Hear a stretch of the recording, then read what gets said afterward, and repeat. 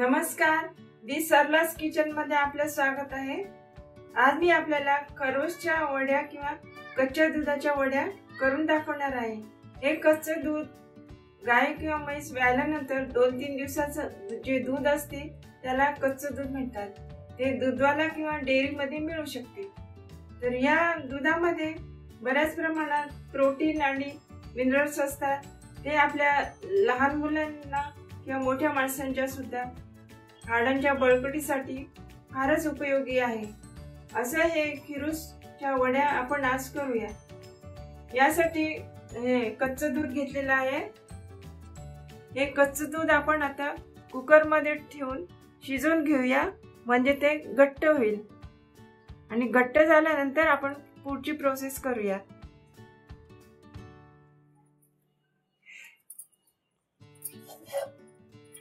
आता हे असं कुकर मध्ये ठेवलं, याच्यावर झाकण ठेवूया।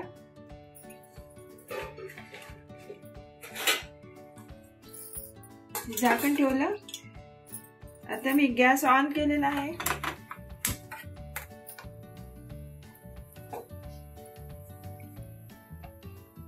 या कुकर मध्ये आपण खाली पाणी टाकलेलं आहे। जसं आपण वरण भाताचं कुकर लावतो तसं पाणी टाकलं आणि हे कच्चं दूध ठेवलेलं आहे।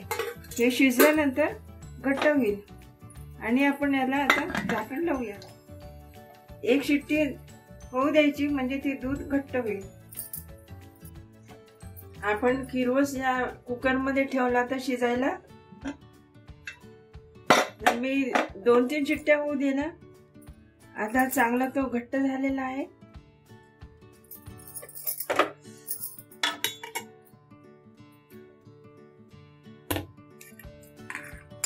असा तो घट्ट झालेला आहे छानपैकी। आता त्याला आपण थंड होऊ देऊ आणि नंतर खिसून त्याच्या वड्या करायच्या। हे खिरूस छान घट्ट झालेला आहे। आता आपण हे एका ताटात काढून घेऊया। हे आता आपल्याला चांगलं खिसून घ्यायचं, थंड झालेलं आहे। आता ताटात काढून घेऊया।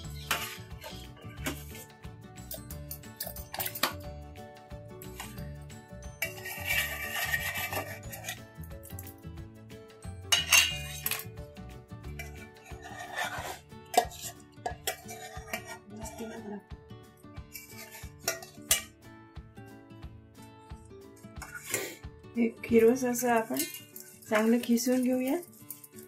खिसलं म्हणजे त्याच्या चांगल्या वड्या होतील, एकसारखं होईल ते। मग ह्याच्यात साखर मिक्स करून आपण कढईमध्ये परतून घेऊया। आता हे असं चांगलं खिसून घ्यायचं पहिले।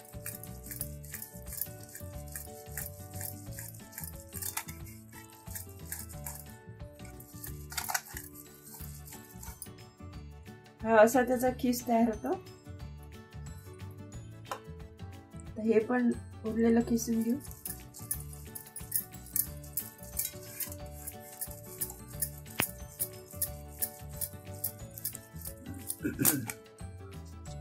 हा खिरूस आपला खिसून झालेला आहे आणि आता ही आपली खिरूसच्या वड्या करायची पहिली स्टेप झालेली आहे।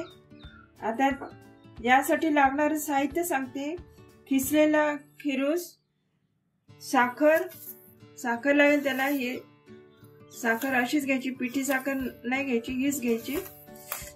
थोडंसं तूप आणि विलायची पूड, हे आपण साखरेमध्ये बारीक करून घेतले विलायची। हे एवढंच साहित्य लागते। आता आपण हा खीस कढईमध्ये तूप टाकून परतून घेऊया।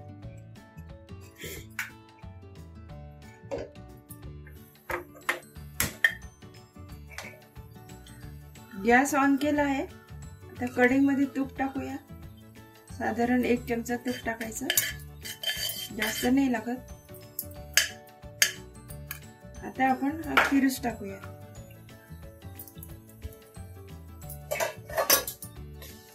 खिरूस जास्त घट्ट झाला तरी तो चांगला असतो।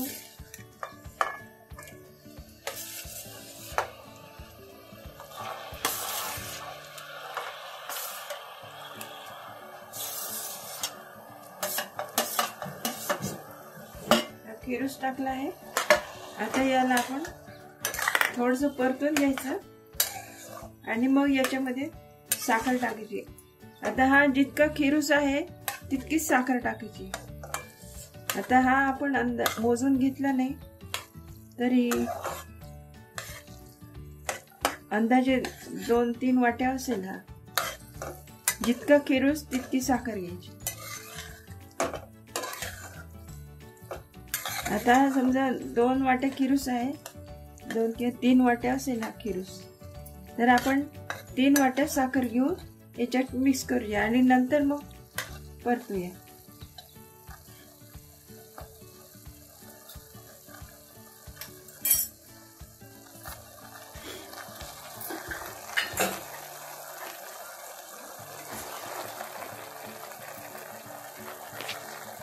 आता हा 3 वाट्या खिरूस असेल.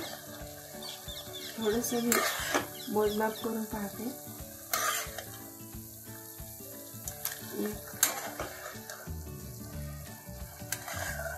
साधारण 3 वाट्या आहे. तर आपण 3 वाट्या कमी साखर घ्यायची. 1 वाटी आणि 2 वाट्या साखर घेऊया. 2 वाट्या. आणि आता हे चांगलं परतत राहायचं किंवा हलवत राहायचं. हे साखर टाकल्यामुळे आता त्याला पाक सुटेल. हे आपल्याला घट्ट होईपर्यंत हलवत राहायचं आहे एकसारखं. आता याला पाक सुटलेला आहे.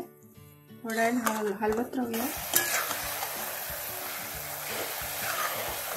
खिरूस आता थोडंसं घट्ट होत आलेलं आहे. साखर टाकल्यानंतर पाक आटत चाललाय. तरी अजून हे बराच वेळ आपल्याला हलवायला लागेल कोरडं होईपर्यंत.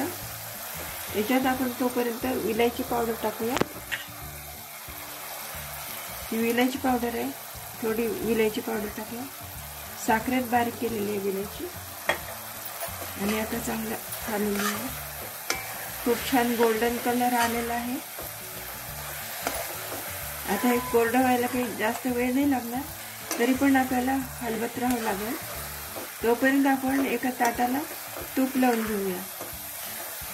गॅस थोडा बारीक करून ठेवूया म्हणजे ते एकदम घट्ट नाही होणार आणि जळणार पण नाही. ताटाला तूप लावून घेऊ तोपर्यंत.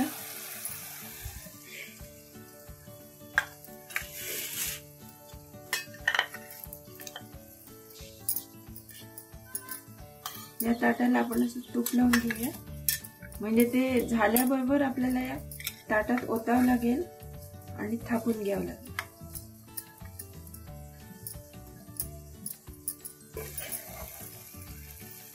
हा खिरूस साखर टाकल्यानंतर चांगला घट्ट झालेला आहे. याचं थोडंसं मी एक गोळा याच्या ताटात टाकून पाहिला. हा असा घट्ट झालेला आहे. तर आता आपण ताटात थापण्यास काही हरकत नाही. आता हे ताबडतोब आपण ताटात थापूया.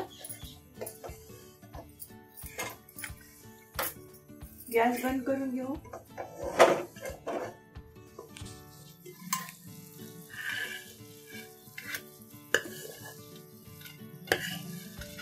किती छान कलर आलेला आहे. गोल्डन ब्राउन कलर आलाय.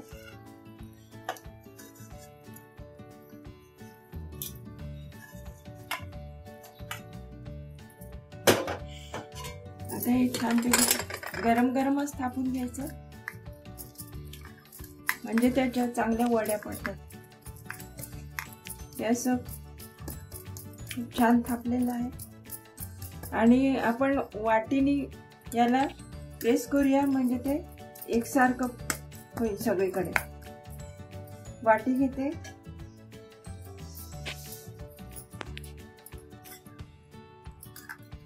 वाटीला थोडं तूप लावून घेऊया आणि असं छान थापून घेऊया वाटीने. असं सगळीकडे एकसारखं आलं पाहिजे. ते गरम असते त्याच्यामुळे हाताला चटके सुद्धा लागू शकतात. तरी पण मधून मधून आपण वाटीने करूया.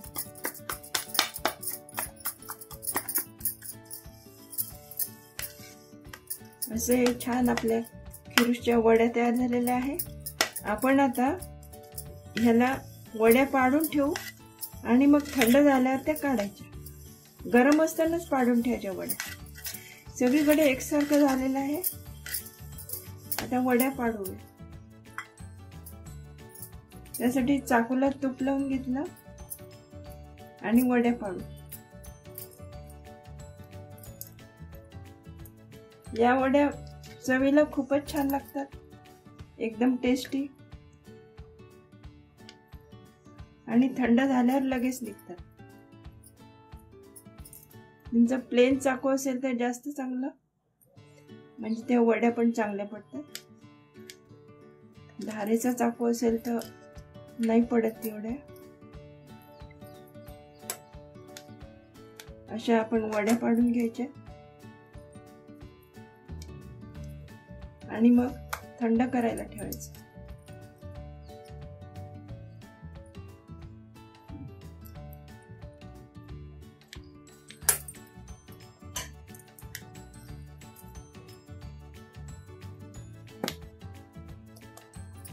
खूप छान वड्या झालेल्या आहेत, सुगंध पण छान येत आहे वड्यांचा।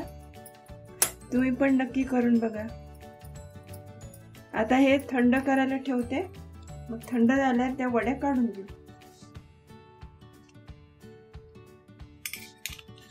खिरूस ताटात थापल्यानंतर या अशा आपल्या वड्या तयार झालेल्या आहेत। या वड्या आपण आता सर्विंग बाउल मध्ये काढून घेऊया।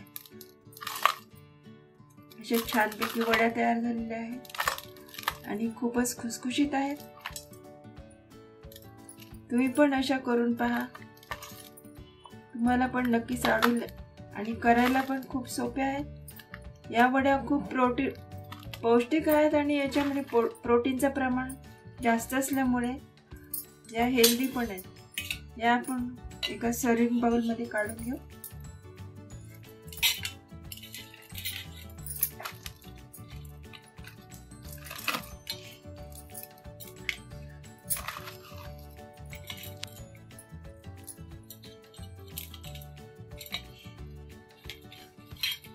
या अशा आपल्या खूपच छान वड्या तयार झालेल्या आहेत।